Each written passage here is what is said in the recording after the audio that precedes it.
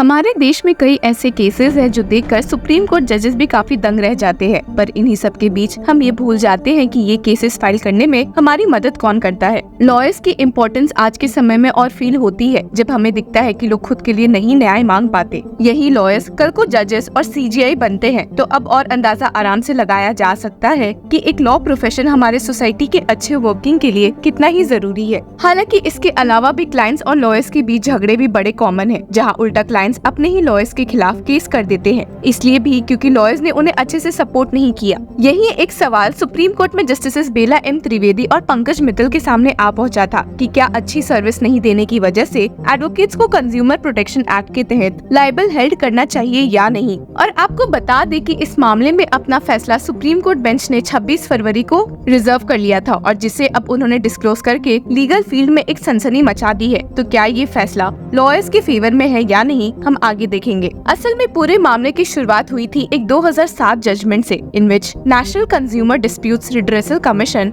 Ruled that the services rendered by lawyers are covered under section 2 subsection O of the Consumer Protection Act 1986 और इसी के खिलाफ Supreme Court Advocates on Record Association की ओर से मौजूद होकर सीनियर एडवोकेट जयदीप गुप्ता ने सुप्रीम कोर्ट बेंच को समझाने की कोशिश की थी कि क्यों लॉयर्स की सर्विसेज को कंज्यूमर प्रोटेक्शन एक्ट के तहत नहीं रखनी चाहिए। एक इंटरेस्टिंग पॉइंट जो सीनियर एडवोकेट जयदीप गुप्ता ने उठाया था वो ये था कि लॉयर्स जिस कंडीशंस और एनवायरनमेंट में अपने सर्विसेज प्रोवाइड करते हैं वो उनके हाथ में नहीं होता है। जैसे कि एक कोर्ट रूम में जज के ऊपर बहुत कुछ डिपेंड करता है, वैसे में लॉयर्स के सर्विसेज पे क्वेश्चन रेज करना या उंगली उठाना काफी गलत है। हालांकि इस पॉइंट पर जस्टिस बेला एम त्रिवेदी ने सीनियर एडवोकेट गुप्ता से सवाल करते हुए पूछ लिया था कि अगर मान लेते हैं कि लॉयर्स अपने क्लाइंट्स को और बेटर हेल्प करने में फेल हो जाए या कुछ इम्पोर्टेंट मैटर्स ना बताए तो उस केस में गलती किसकी होगी। And stated, You are hired for your legal acumen or your legal expertise. If you fail to do so as a result of which your client suffers, could it be said that you are not in the right environment? Hearing में और भी कई झगड़े देखने को मिले थे, पर लगता है कि सुप्रीम कोर्ट की बेंच को इस मामले में पिटिशनर्स का पॉइंट काफी सही लगा था, इसलिए क्योंकि उन्होंने अपना फैसला सुनाते हुए ये स्टेट किया है कि एडवोकेट्स को कंज्यूमर प्रोटेक्शन एक्ट के तहत हेल्ड नहीं किया जा सकता है। और ये फैसला सुनाते हुए सुप्रीम कोर्ट बेंच ने एडवोकेट्स को खुशखबरी दे दी है। हालांकि इस फैसले पर आने के लिए जो पॉइंट सुप्रीम कोर्ट बेंच ने रेज किए हैं वे भी काफी इंटरेस्टिंग है। यहाँ पर सुप्रीम कोर्ट बेंच ने एक प्रोफेशनल और बिजनेसमैन में डिफरेंशिएट किया है और कहा है कि एक प्रोफेशनल कंज्यूमर प्रोटेक्शन एक्ट के तहत नहीं आ सकता है। Justice Bela M Trivedi stated,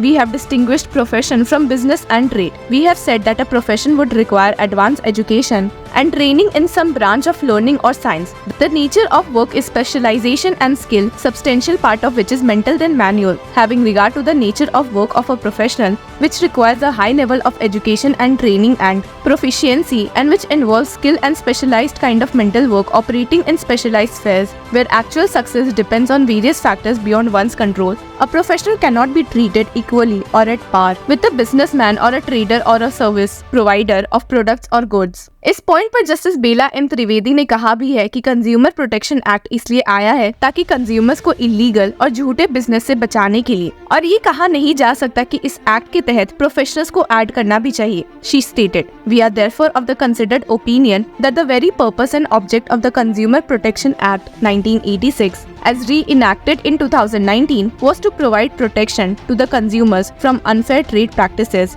and unethical business practices. There is nothing to suggest that the legislature ever intended to include professions or professionals within the purview of the act. हालांकि आपको बता दें कि यहाँ पर जस्टिस बेला एम त्रिवेदी ने क्लैरिफाई किया है कि इस जजमेंट का ये मतलब नहीं है कि एडवोकेट्स को ऑर्डिनरी कोर्ट्स ऑफ लॉ में सू नहीं किया जा सकता है और ये फैसिलिटी लोगों को अभी भी अवेलेबल है। जजमेंट में आगे ये भी स्टेटेड था कि all these attributes strengthen our opinion that services hired by a client of an advocate would be a contract of personal service and would therefore stand excluded from the definition of service contained in section 2 subsection 42 of the Consumer Protection Act 2019। और आपको बता दे कि supreme Court bench ने इस case में ये भी notice किया है कि 1996 decision in Indian Medical Association versus Shanta on medical negligence को रिकंसिडर करने की नीड भी है। This landmark judgment had held that medical professionals would be accountable under the Consumer Protection act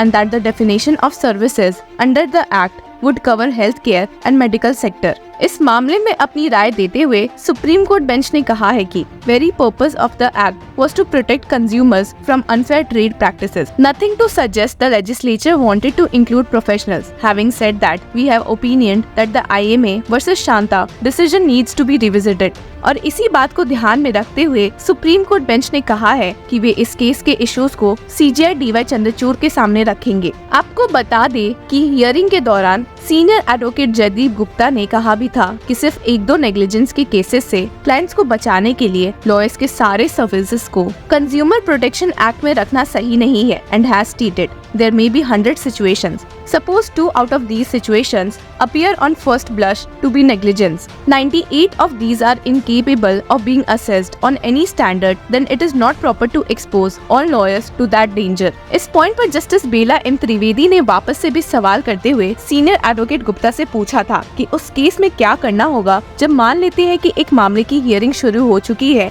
और लॉयर गायब है and stated would it not amount to the deficiency of service.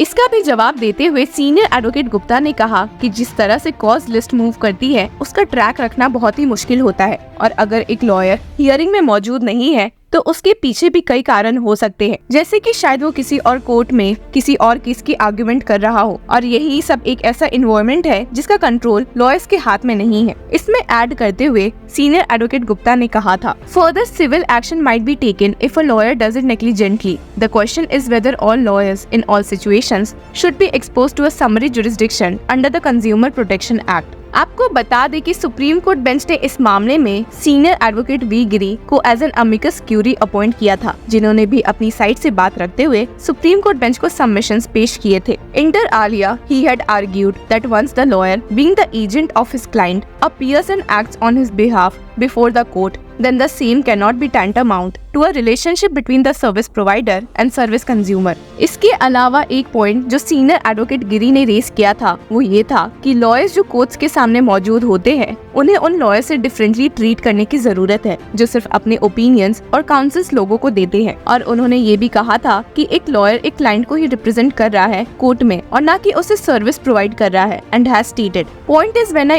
Act on his behalf, I do not render him a service. What I do on his behalf, I am saying strictly within the four corners of the court and conduct of proceedings before the court. I represent him before the court and whatsoever I do is on his behalf and therefore lies the responsibility. इस case का सबसे main argument ये था कि lawyer supreme Court bench को समझाने की कोशिश कर रहे थे कि कैसे लीगल और मेडिकल प्रोफेशन अलग है, which was in view of the Supreme Court judgment in Indian Medical Association versus VP Shanta's 1995 6 SSC 651, which held that healthcare services are covered under the act. तो अब देखते हैं कि सुप्रीम कोर्ट के इस judgement के बाद एडवोकेट्स की इसमें क्या राय रहती है। Till then keep following law चक्रा।